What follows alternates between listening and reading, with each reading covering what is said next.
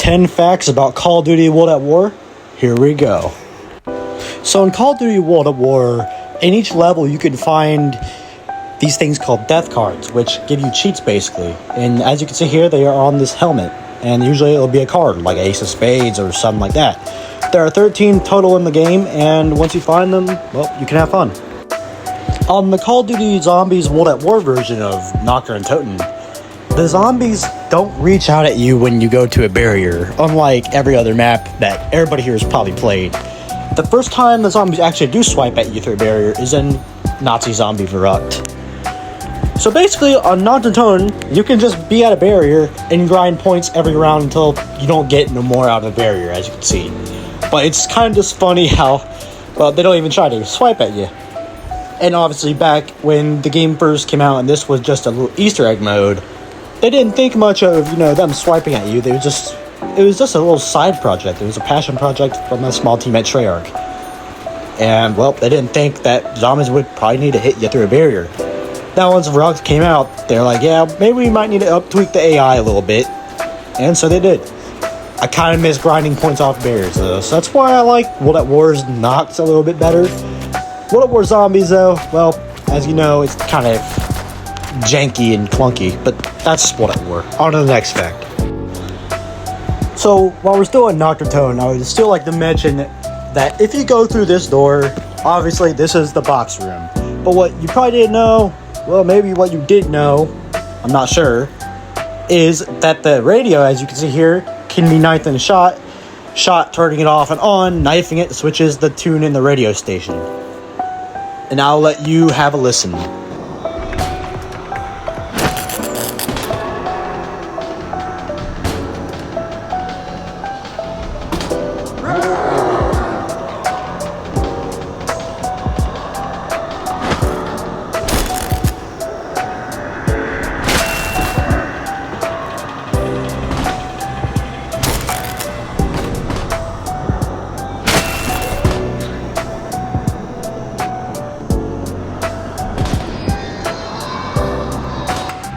So in the map Shidonuma, there are 3 radios found across the spawn room, in the center, the left, and the right side of the spawn room. Once you turn on all 3 of them, you hear this. Dash 4848N 37 14 06 115 48 40.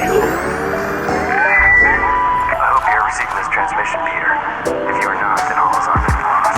You must know by now that we failed to contain the asylum. Now we have to move the experiment here. Location. The numbers will guide you. The giant must run. Because, repeat, very small safe at all costs. The DG2 experiments continue. Find Dr. Max's. They may know what's going on. The use of Room 115 is dangerous at best. I'm not sure we can continue here. We've lost most of our best people. I hope you get this. I hope it doesn't happen here too. Smears and raining blood around here.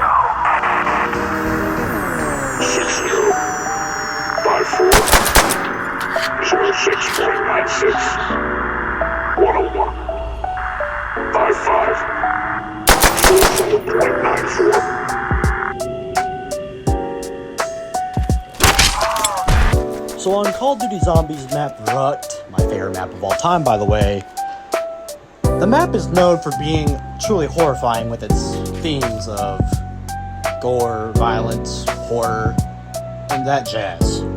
But in the dentist room, if you come up to here and you hold the interactive button on the wheel on the dentist chair, you'll hear this.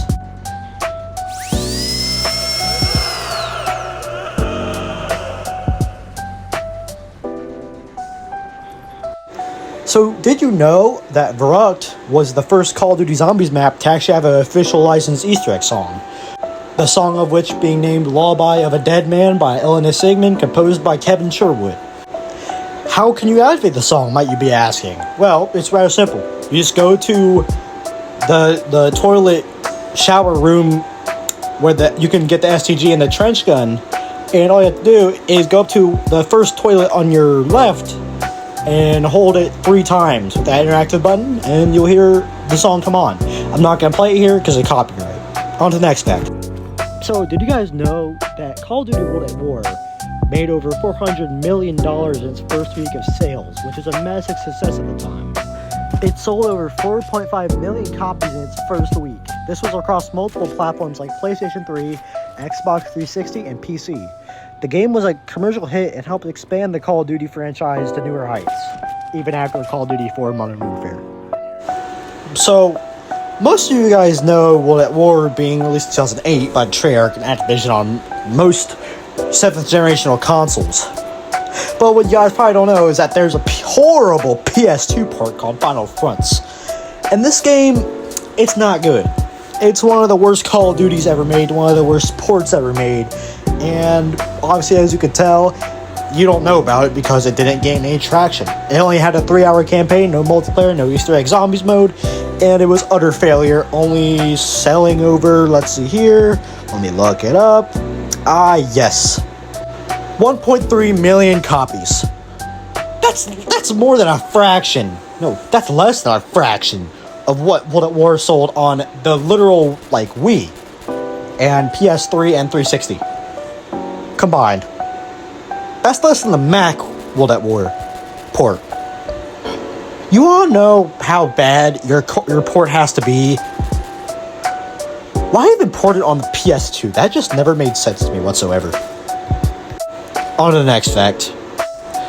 So, at the end of World at War's life cycle, when it stopped getting near time Modern Warfare 2 came out in 2009, Call of Duty's World at War's last DLC had just come out. And through the development, Treyarch was working on another DLC, which would have been DLC 4? I think it was DLC 4. And if you guys don't know, that would have had Kino der Toten. Kino der Toten, the iconic map from Black Ops, would have been in World at War, but the reason it wasn't was due to the deadlines for Modern Warfare 2 being released in 2009 in November, and this DLC would have come just a month or two before Modern Warfare 2, and they didn't want the attention being taken away from such what they think would be a massive hit like Modern Warfare 2 was. So it made sense. Luckily enough, it went on Black Ops, and it's what most people know it for. I think if it was on World at War, it would be good, but it wouldn't be the best map because of hardware limitations in the engine World at War ran on, which was the early COD 4 engine, the late COD 3 engine. And at the time when Treyarch used the IW engine that was on Modern Warfare 2 and upped it a little bit, engineered it a little bit, Kino worked perfectly on it. Now, am I a game engineer? No. But what I do know is that Kino just feels better on Black Ops. And it does feel good on BO3, for sure. But I just think it's the best on BO1. And it deserved to be made on BO1. It was a good choice that they made it on BO1 and not World at War. Hands down, just the best choice. On to our last fact. So here we are on the famous map Dome from Call of Duty World at War multiplayer. Not Vanguard World at War. And in the top left corner of the map, there is this wooden plank being leaned on this pillar. This pillar, although it may not be an important fact, you can hide between the wooden plank and the pillar, and it's really sick for hide and go seek matches, which I love to do on Call of Duty. It's my go-to hiding place on the map. And I think if you and your buddies want to play hide and seek, this is a pretty good fact, and it's pretty neat. It's not a big one, but it is, let alone a fact. And that's all I have for today's video, guys. Stay tuned for the next Call of Duty facts video. If you have any suggestions, please let me know in the comments below. Tell me what your favorite fact was, and I will see you guys on the next one. Stay tuned for that roadmap coming on Tuesday.